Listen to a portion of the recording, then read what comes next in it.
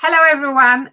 Spiritual Awakening series. It is Monday, and we are here to talk about spiritual experiences and topics related to anything you might want to question, ask. And we are here with Spiritual Awakening Circle, building a visionary village in the real world, which is in central Italy, and building a safe environment on a digital platform for spiritual experiences and exchanges, networking, for people to learn and encourage themselves, each other on that wonderful spiritual journey.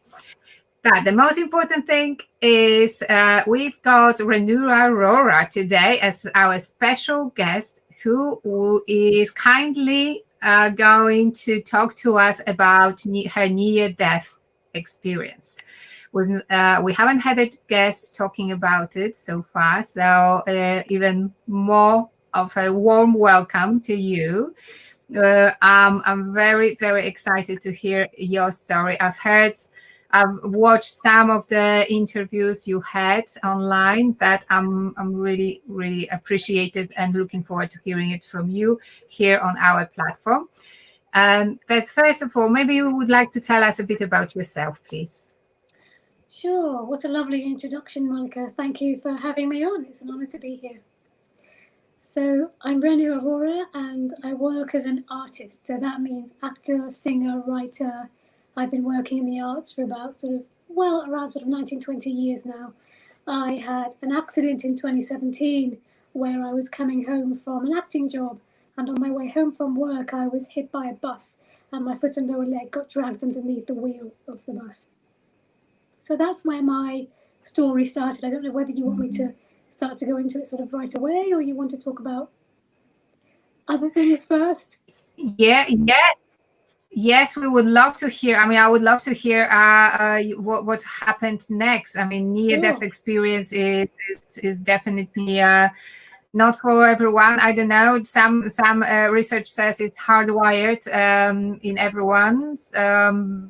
Okay. Yes, I've done some research myself within that very extended research field.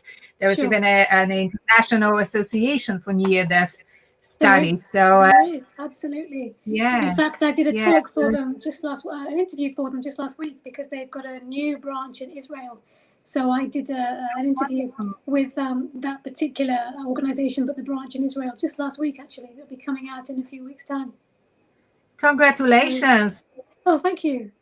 Yes, it's been really lovely to get the story out and to hear how much people resonate with, this kind of story, because I think, I truly believe that the hunger for the human story is highest during times of crisis, and we're in a crisis point in the world now. So I really feel like that's one of the reasons that these kind of stories are really landing like on fertile ground, on a hotbed of receptivity, perhaps more so than they might have done maybe a year or two ago. Excuse me, I have a runny nose, so I have to blow my nose. I'm just coming out of a cold, so I'm sorry. Yes. Well, we are both based in London, in the UK, so we are suffering from the same cold weather and running noses. So completely understandable at this time of the year. Apologies for that. That's okay. Please don't worry. So yes, I completely agree. We need the stories. We need the stories of survival. We need the stories which build hope and warm our hearts, and we need to connect with another human in their experience. So back to you. Let's connect with you and your experience, because yes, it's a special one. Oh, thank you, Monica. Yeah, so I was coming home from an acting job, and I planned to make a meal, a curry with. I'm Indian, so I eat lots of curries, with a dear friend that night who used to be my flatmate, my housemate, and she'd moved out to get married. But because she still worked nearby, she only moved across the road with her husband. So her and I saw each other, very frequently, and we were going to make a curry that night. But before sort of the accident for a year or so, I'd been very unwell with glandular fever, and I was pushing myself. And my friend's ex-flatmate knew this. And I said, I'm not feeling well. I'm really exhausted. I just feel really wiped out. And she said, well, don't worry. I can help you chop everything, because that's the longest and hardest part. You just go and buy the ingredients, and I'll meet you back at your flat in sort of 15, 20 minutes. And my phone had lost its battery. So I was back at my flat, and I said, okay, but I'm not going to take my phone because there's no battery left. I'll leave it on the table. So I left the phone on the table, walked out to my shop, which is about sort of 4 or 5 doors down the road. Walked into the shop to get my ingredients. And as I was walking to the queue to pay, I realized that the queue was extending almost outside the shop on this day. And I thought, why? It was the 29th of March, 2017. It wasn't Christmas. It wasn't Diwali. We live in a Jewish area, so there was no Jewish festival. Nothing at all would suggest, why there would be a massive queue. And I was slightly bemused, and I thought, well, it's six-ish in the evening. My friend's going to be, at my door, potentially buzzing. She knows I've been unwell, so she could be worried that I'm not answering the door. So I got my basket full of ingredients, and I just said to the people, the cashiers at the counter, I said, can I just leave my basket here whilst I go and wave to my friend, who they knew well too, because she's been living with me for so long. And they were like, yeah, fine. So I left my basket on the counter and walked out of the shop to hopefully get a view up the pavement in the direction in which she'd be walking, so I could see her, she'd see me. I'd put my arm in the air, I'd signal that I was in the shop, and she'd know that I was safe, and that would be that. And there was a bus stop obscuring my view, and of course I knew that, but it was 6 in the evening, it wasn't dark, so I thought, well, it's okay, I can see enough through it to be able to make out my friend in her blue coat. I couldn't, so I walked towards the edge of the pavement a bit further to try and get a sort of a better view into the pavement. Still couldn't see her. And we live on the A1, which is a really busy road in the middle of North London, and you can hear buses when they come in because there's a bus lane there. But I clearly hadn't heard a bus coming in. So I walked towards the edge of the pavement even more and just put my toes over the edge to get a much better view into the pavement. And as I did, a bus was clearly coming in, which I hadn't realised. And I was looking in the opposite direction. I was looking in that direction. The bus was coming in this way. And it caught the edge of my boot and started to drag my lower leg and foot underneath the wheel of the bus. And I obviously toppled over and was dragged underneath. And I remember looking at my foot, and I could see my foot and then lower leg just disappearing underneath the wheel of the bus. And I remember thinking to myself, oh God, how much of me and how much of my foot and my leg is this bus going to take? Because I thought the whole of me could be dragged under, because I could see myself disappearing, and then I just thought, am I dead? Am I gone? Are these my final moments of my life? So that happened, yeah.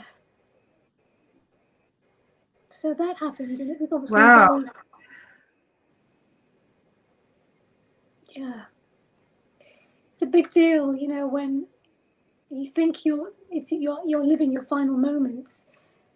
I remember thinking to myself, oh my God, have I done enough good in this life? And I remember that thought reverberating in my mind a few times, thinking, I haven't, maybe I haven't. I need to do more good in this life. Those were the thoughts that were going through my mind as I thought I might have my final moments on this earth. And so, yeah, go on. Now, that's an interesting thought, that you were sort of counting your sins versus the good deeds you've done in your life. Which kind of makes me wonder: were you religious at the time of that accident? Yeah, so I'm brought up a Hindu, and I still class myself as a Hindu, but I also class myself as spiritual rather than very religious now, if that makes sense. So it makes sense. I was religious. Yeah, I mean, I didn't ask that question within a religious framework, but I did ask that question because I obviously, like most of us, want to do good in my life and want to make sure I leave the world a little bit better than I found it, and just make sure that I live from my heart. And in that moment, I thought, oh God, I haven't been. But it's interesting because that's the point where various realities were already starting to take place. So one reality was that my leg and lower leg and foot were underneath the wheel of the bus being crushed, obviously. The other reality was that I still felt like I was standing up. So I still felt my feet firmly on the ground. I felt my right arm in the air, and I felt my left arm clutching my wallet and my keys. And I really felt like I was still like a delayed parallel reality.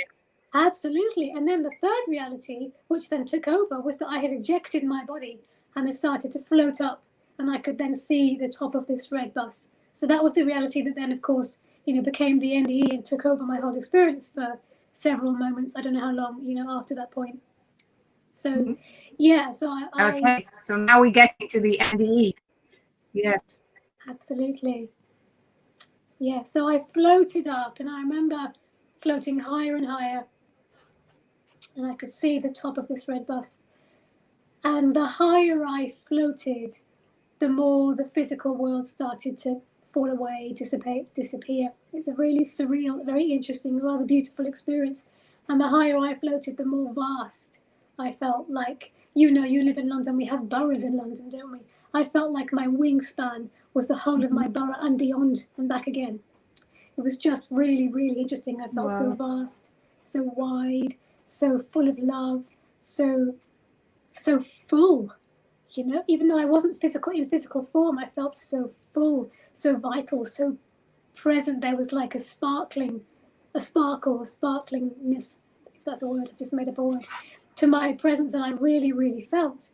And at that point then I remember I could see and feel shards of beautiful light from every direction beaming into my heart like a star. And That's beautiful. It was beautiful. Wow. Yeah. So you were filled with love and light, truly. Absolutely. And it was filling my heart and bathing my heart and purifying my heart. It was absolutely extraordinary.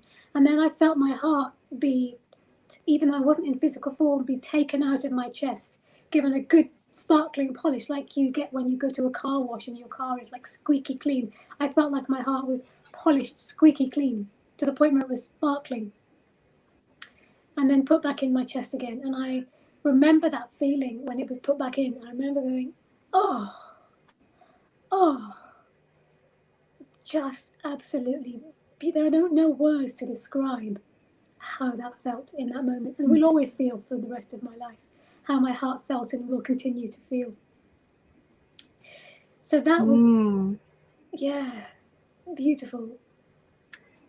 That's amazing. That sounds amazing. But did you actually see, like some people say they might see relatives, past relatives, or a godlike figure? What was it in your experience? So I did feel like I touched God and experienced God, but I didn't see relatives or see a being that I would potentially like a being in form. What I saw was lots of light. Like I said, those shards of light I felt was God. But then I also heard a voice after the experience of my heart being polished. I remember hearing and seeing words to the right-hand side of me, and the voice was what I can only describe as, it felt like a male voice because it was very low in its tone, and it came through me and it reverberated through me in a very sort of resounding way. It boomed through me, almost like it echoed through the whole of my being, my presence, my essence. And the voice said, "Love is all there is." And I remember seeing the words in black, "Love is all there is." And it was just like, it was just phenomenally beautiful to hear this beautiful, beautiful voice, to feel it, actually, not just hear it, to feel it in my whole being, and then also to see it on my right as well, just see the words see them, and then they faded away.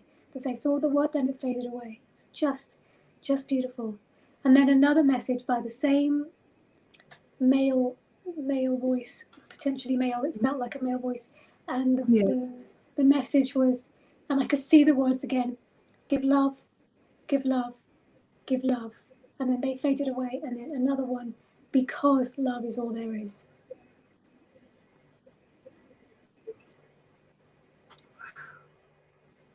And I remember feeling like I was filled up with love, and I remember feeling like I was love.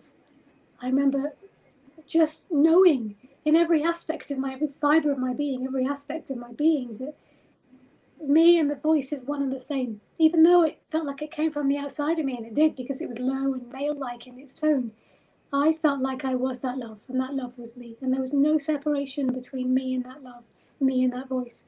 In the same way that I felt there was no separation between me and everybody on this planet during that time. I felt like I was them and they were me, and I was their thoughts and they were my thoughts. And we were all this beautiful, divine love. And at that moment, I felt like I was divinity, just simply divinity expressed in its most pure form. Wow, that is an incredible experience. I mean, it has never been more spiritual in terms of what we are learning. Oh, thank you, Monica. Spirituality and us ourselves.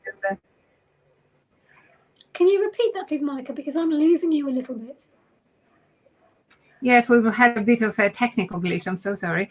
I would say that this must have been such.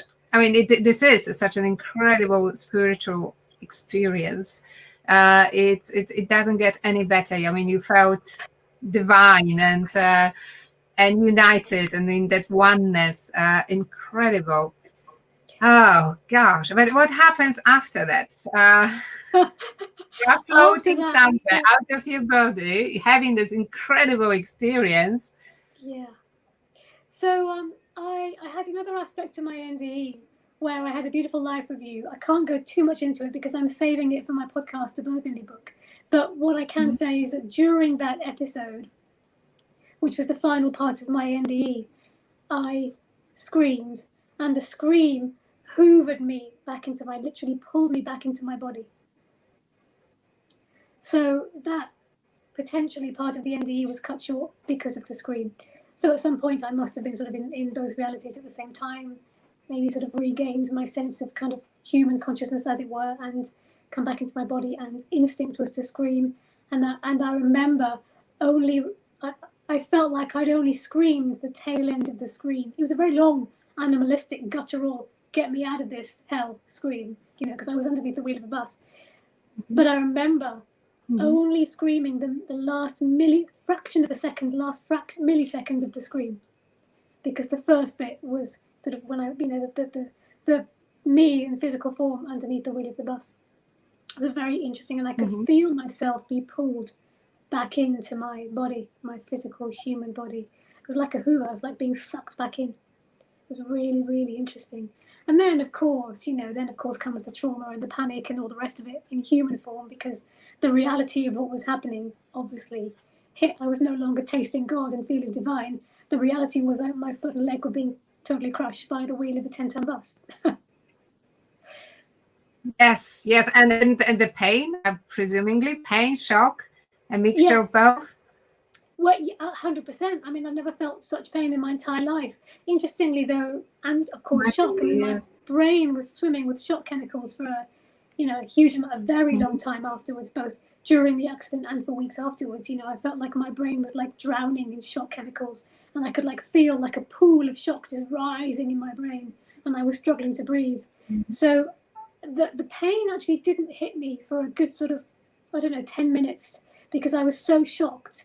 And my foot, whilst I was underneath the bus, my foot, I remember thinking to myself, oh, my foot is paper.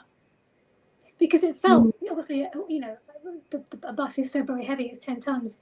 So against a human, it's going to completely crush you. So it was completely flat. And I was also on my side, so my foot was crushed on its side. So I felt like my foot had become a piece of flat paper. And I do remember seeing a sheet of paper going, oh, that's interesting. My foot is paper. Yes. And there was absolutely no pain, but an enormous amount of pressure, a sickening amount of pressure, obviously. But no pain for a while afterwards, until some of those shock chemicals began to slowly calm a little bit, and I could then sort of feel into my foot. Yeah. And then, of course, recovery happens. Have you fully recovered from the accident physically? No, so I have to walk with walking aids, crutches. Excuse me, when I'm out and about. Also when I'm in the house as well, because my foot was excuse me, my foot was crushed. So yeah, so my mobility is totally different compared to what it was. Please have a drink of water. That's okay. Sorry. So I didn't fully recover, but it's been a real journey of accepting what is now in comparison to what I hoped might be. So in the beginning, I thought that I would fully recover and my foot would, regain, most if not all function, but that didn't happen because it was such a serious, traumatic, huge crush injury that was never going to be the case. So, my mobility is different, Yes. but it's become such a gift that I've integrated it so much into my life and how I live my life that it's just the way I live my life now. And what it's done also is that it's changed my pace. I used to be so driven, so fast moving. I was a woman with a destination before. I was very destination driven, and I would literally drive myself in so many ways, to the point where I would literally, in many ways, kind of abuse myself because I just wasn't giving myself time and space to breathe or to heal from the illnesses that I had before the accident. And so having the slower pace of life, which I've had to because of my mobility, has actually given me time and space to breathe and to be and to stay in touch with that beautiful divinity that I found during the NDE. So that was my that was the answer to my question. How has that experience changed your life?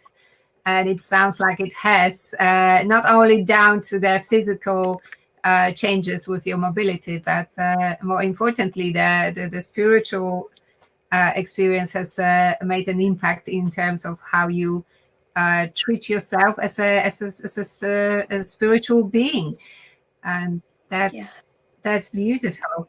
When when I read about the signs of having the NDE, they say there are about 15 characteristics of having one, but one of them was, and I'm going to ask you about it, was actually losing the fear of death. Yeah. Do you feel like that might be part of your experience? I mean, having such a traumatic accident, and then the beautiful other side, I guess, Yes, glimpsing the afterlife. Yes, I do. I don't feel like it's totally, completely gone, and I think that's partly because I obviously don't want my death, whenever that might be, to be difficult and hard and painful. So that's obviously, something that none of us want. But in terms of the actual act of death, no, I don't fear that. Not at all in the same way that I used to. Because before, even though I was brought up a Hindu and I believed in reincarnation, here I believed it. I didn't know it here.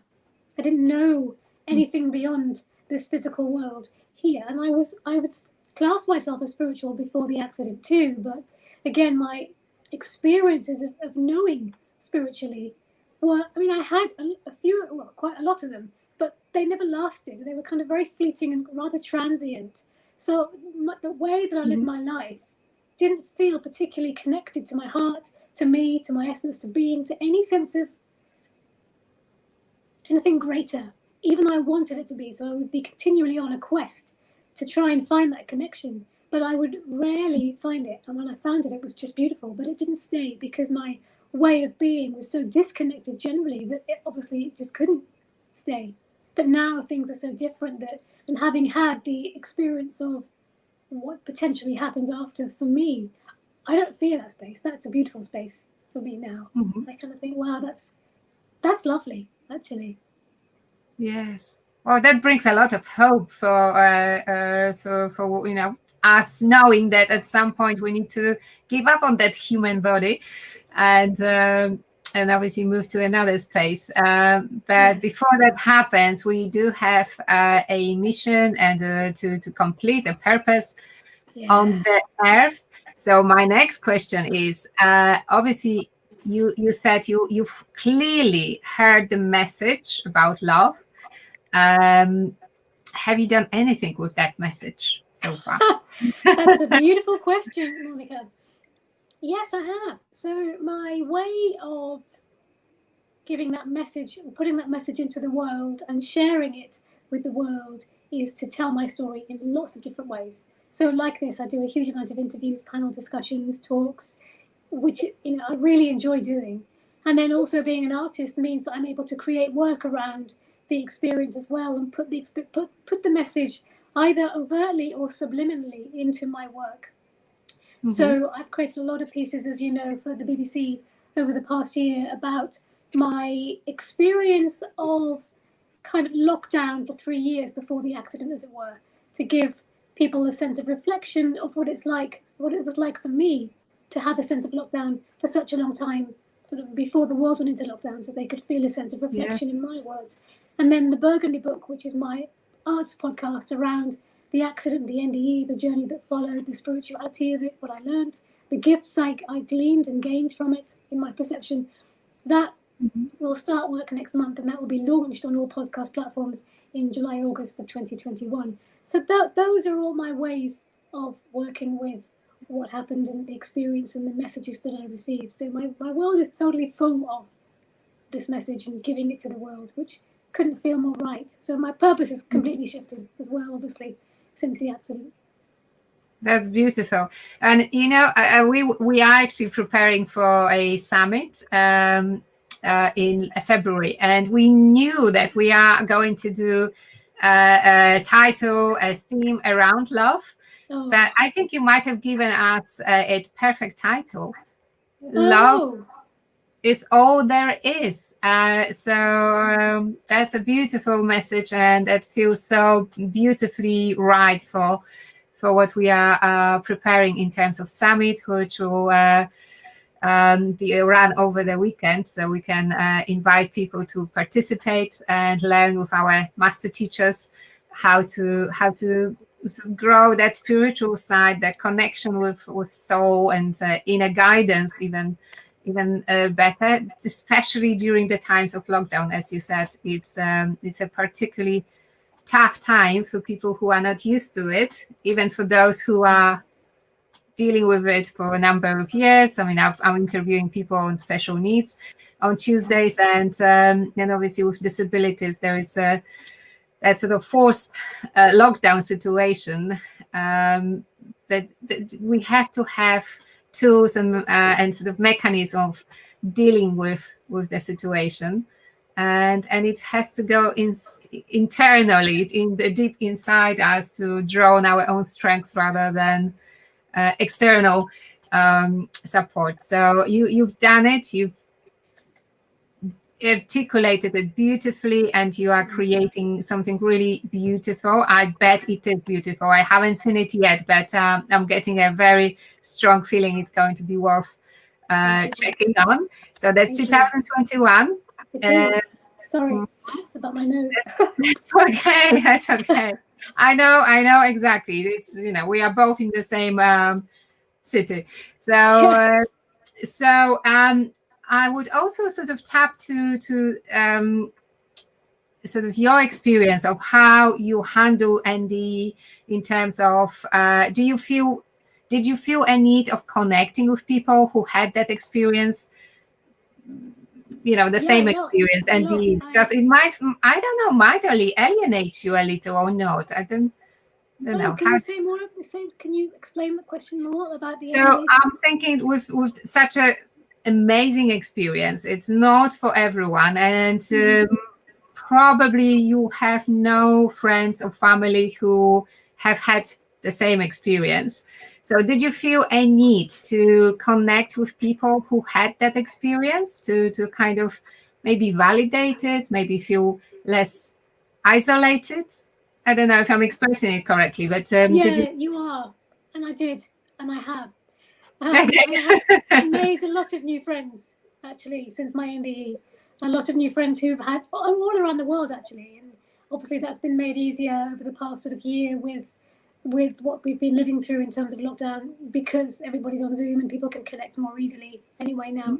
So I've made, many new wonderful friends who have had NDEs, and it's been wonderful to journey this together and to to hear what they're doing within the times that we're living in, and to see what they're doing, and just to really be part of the NDE community worldwide, because it's a massive community. And as you said, the International Association for Near-Death Studies is global, it's worldwide, it's huge, and it's growing. It's growing as we speak. And like I said, I did an interview for them in Israel, for Israel actually, just last week. And so people are wanting to connect with people. I can really feel this, you know, and I don't just mean me. People, NDEs, are wanting to connect. In fact, the two wonderful people who interviewed me, one of the couple had an NDE herself, and hers was, I think, I can't remember, and I'm going to misquote her, but I think sort of maybe 10, 12 years ago. And it seems, from what in terms of the connections that I've made over the past sort of, few years since the NDE, that no matter how long ago experience was, the enjoyment and the fulfillment in connecting with other NDEs is as strong as it was on the first day.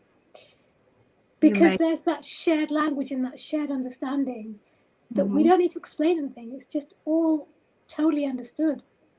Yes, because I guess it's completely unexplainable to people who have not experienced it. How can you explain something which is not existent in on the planet Earth at this moment? So that's the thing. You can't touch it, you can't see it, you can't on this Earth. You can't necessarily feel it sort of as a physical sense. Although we would say we can, but a lot of people don't have that experience. So it's a very sort of intangible experience to try and get a hold of and put words to, because words will never really do it justice. Yes, there are no words there. I mean, you did receive a message, but that was probably because you had to bring it back. And I think so. Use it. So talking of messages, and to wrap up, is there any message which you feel like you wanted to? I mean, yes, there is love, of course, but is there anything else you feel like you'd like to pass to our viewers and use it as your biggest takeaway and something you want to share? That's a beautiful question, Monica. I think what I would say is, on expanding on the point that love is all there is, and sort of going from that. Sometimes, well, not sometimes, every morning I wake up and I ask myself, how can I give more love today? And that could be to myself, maybe I need it, and that could be to somebody else, or both. And I really relish starting the day with that question, because it sets me up to be both more loving to me, which of course helps me be more loving to other people. Yes. So I would encourage and invite your listeners and viewers to start the day with that question, even if you try it once, and just see how it shifts your internal space. Because we never know how just giving a smile to somebody, a bit of eye contact, even on Zoom, can make someone's day. We'll never know.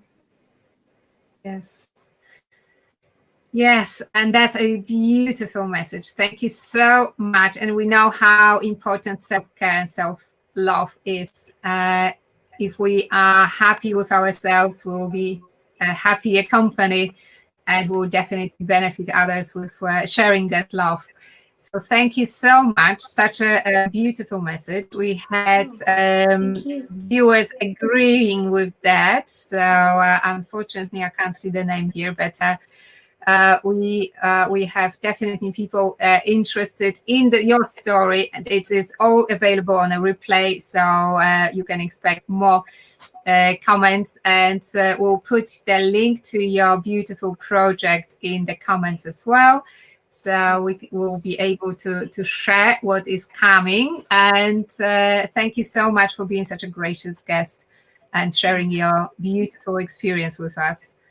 Oh, Monica, thank you for having me on. What an honor. God bless you. Thank you. Thank you. Bless you. And hopefully we'll see you again to talk about the project in more detail. That'd be lovely. I'd love that. Thank you. Thank you. Bye for now.